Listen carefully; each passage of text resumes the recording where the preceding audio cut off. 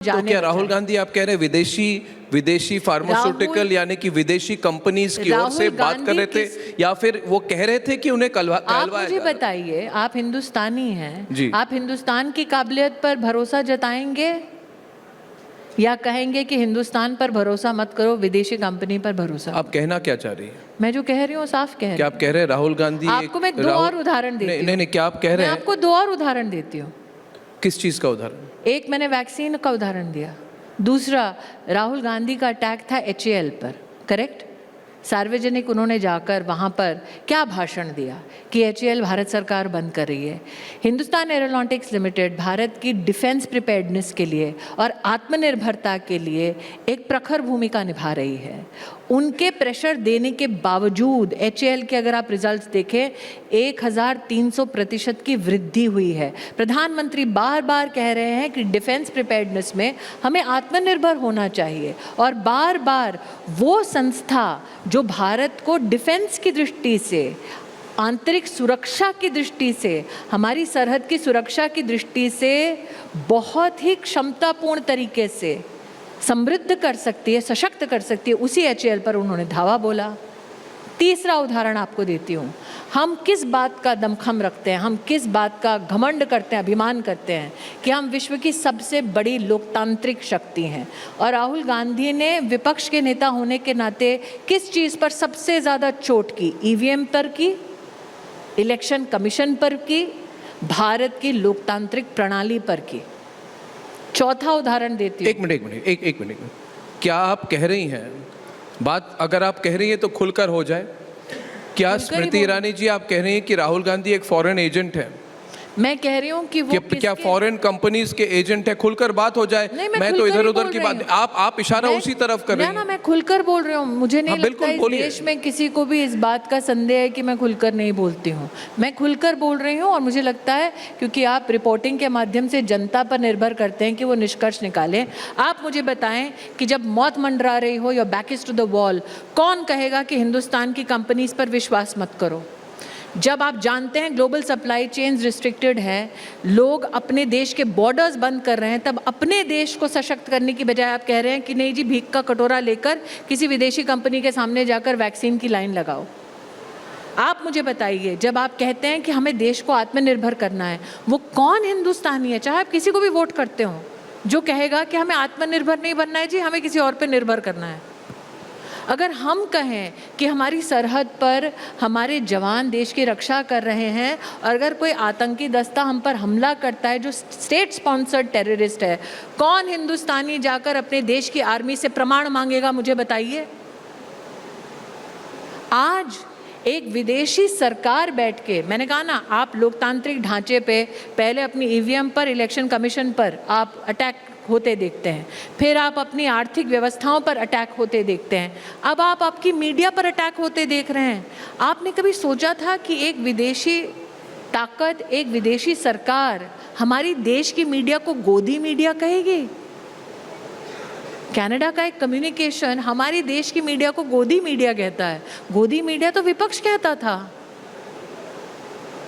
आज हमारे देश के जर्नलिस्ट, आपको तो बहुत प्रताड़ित किया है, लेकिन फर्स्ट पोस्ट हो, ANI हो, आपकी जी न्यूज़ हो, आपका CNN IBN का चैनल हो, आपके कितने मीडिया ऑर्गेनाइजेशंस पर एक विदेशी ताकत हमला कर रही है। नहीं, अब राहुल गांधी वाली बात जो कह रहे थे, मैं फिर से पूछ रहा हूँ, क्या आपको लगता है, क्या आपको शंका है?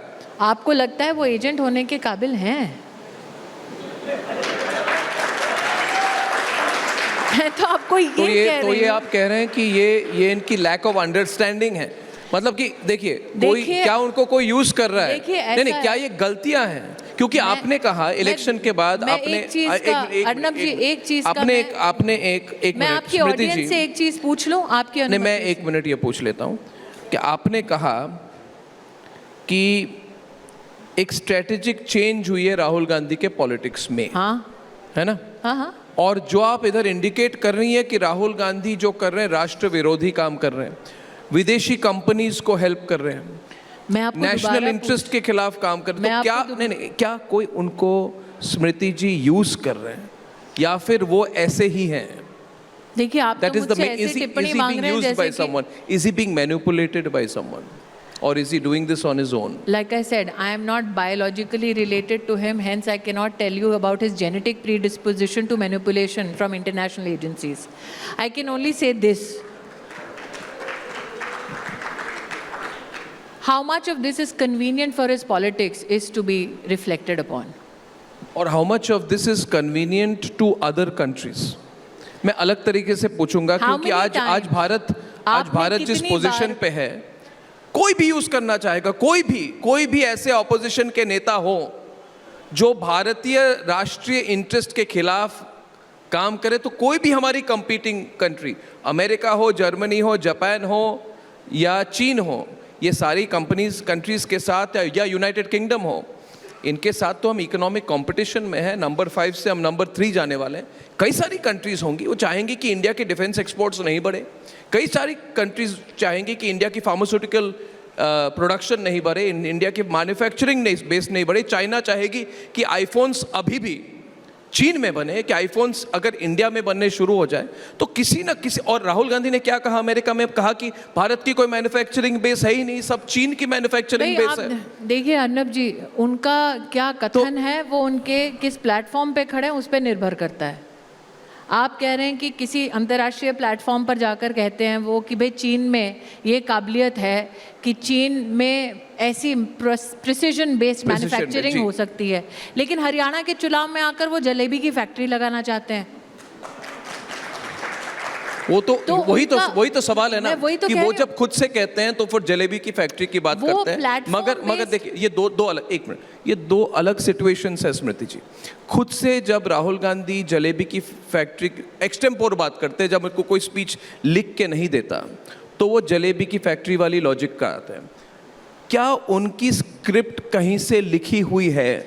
देखिए जिस कारणवश, क्योंकि प्रधानमंत्री ने खुद कहा कि इस बार हरियाणा के चुनाव के बाद एक बहुत महत्वपूर्ण भाषण प्रधानमंत्री जी ने बीजेपी कार्यालय में दी, और पहली बार मोदी जी ने खुलकर कहा कि हमारे देश की एक पार्टी है, कांग्रेस पार्टी, ऐसा कुछ कहा जो which is part of a foreign conspiracy against India. उन्होंने कहा एक विदेशी षड्यंत्र है और हमें पता है, और शब्द मुझे याद नहीं, उन्हें खेद की बात है कि भारतीय पार्टी विदेशी षड्यंत्र का पार्ट बन चुकी है। तो ये जो है, इस बात की कोई नींव तो होगी। प्रधानमंत्री जी तो ऐसे ये बात नहीं कहेंगे, और जो भी आप इंडिकेट कर रही हैं ये बहुत इंपॉर्टेंट है। तो मेरा सवाल फिर से है, और ये जलेबी फैक्ट्री वाला लॉजिक नहीं है, जब ये स्ट्रेटेजिक बातें कहते हैं, जैसे वो चीन के साथ कोई अरेंजमेंट करके आते हैं, वो अपने माताश्री के जाके चीन के साथ एक सीक्रेट अंडरस्टैंडिंग कर देते हैं, या फिर जब हमारे सेना के लोग डोकलाम में फेस टू फेस कॉन्फ्लिक्ट में होते हैं, उस वक्त वो साइड में एक 5 स्टार होटल में जाके चीन के एम्बेसडर के साथ सीक्रेट मीटिंग करते हैं। फिर वो अमेरिका में जाके बोलते हैं कि विदेशी देशों को भारत में इंटरफियर करना चाहिए। फिर कहते हैं ईवीएम नहीं चलती, फिर कहते हैं भारत में तो लोकतंत्र है ही नहीं, एवरीथिंग इज अ शैम। फिर कहते हैं कि हमारी देश की वैक्सीन ठीक नहीं है। फिर कहते हैं नहीं, हमने तो पूरा लद्दाख दे दिया चीन को। ये सारी चीजें जो हैं, इन पर कोई कनेक्शन तो होगा ना। ये तो these are not statements in isolation. तो आप इस चीज को कैसे देखती हैं? Do you feel there's a conspiracy? First, Rahul is a political complication that the Congress could not solve. Hence, I don't think you will be able to solve it. Rahul is a political complication which the Congress is not able to solve. Hence, you cannot solve it.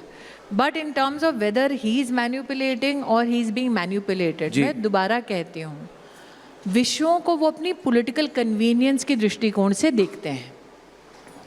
मैं दोबारा कहती हूँ, विषयों को वो अपनी political convenience, अपनी political ज़रूरतों के दृष्टि से देखते हैं। 1 मिनट, उसका मैं उदाहरण देती हूँ।